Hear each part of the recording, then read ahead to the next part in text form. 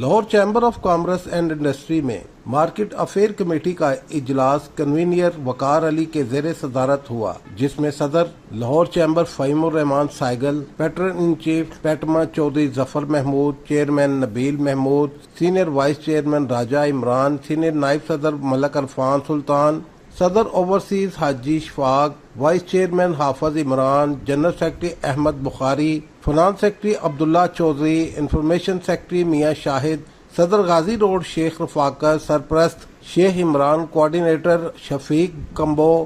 بھگوانپورہ board کے صدر شیخ تارا، نائب صدر پیٹما ہمایوں خان، گلبرگ بورڈ کے صدر اسلم برکاتی، وائس چیئرمین محمد عمران اور عہدیداران پیٹما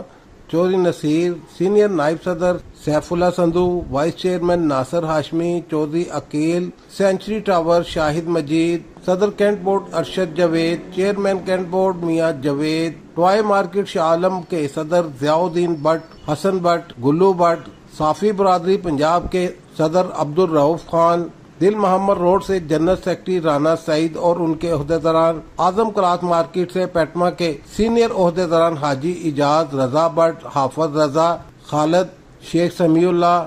رانا عاطف، اسد گجر اور دیگر سمیت تاجر برادری کی کثیر تعداد نے شرکت کی، جس میں وفاقی بجٹ 2026-27 اور مارکیٹوں میں درپیش مختلف مسائل اور ان کے حل کے لیے تفصیلی تبادلہ خیال کیا گیا۔ اجلاس میں فیصلہ کیا گیا کہ مارکیٹوں میں بجلی کی بے ترتیب لٹکتی ہوئی تاروں کے مسائل کے حل کے لیے چیف لیسکو سے ملاقات کی جائے گی۔ اس طرح تاجروں کو درپیش سیکیورٹی اور پولیس سے متعلق مسائل کے حل کے لیے ڈی آئی جی پولیس سے ملاقات کا بھی فیصلہ کیا گیا۔ اجلاس کے شرکاء نے اس بات پر زور دیا کہ مونسون سیزن سے قبل واسا کے ڈی جی اور متعلقہ احکام سے ملاقات کی جائے تاکہ بارش کے پانی کی بروقت نکاسی کو یقینی بنایا جا سکے۔ شرکاء نے نشاندہی کی کہ بارش کا پانی مارکیٹوں اور گوداموں میں داخل ہونے سے تاجروں کو بھاری مالی نقصان اٹھانا پڑتا ہے، لہذا اس مسئلے کے متعلق حل کے لیے فوری اقدامات ضروری ہیں۔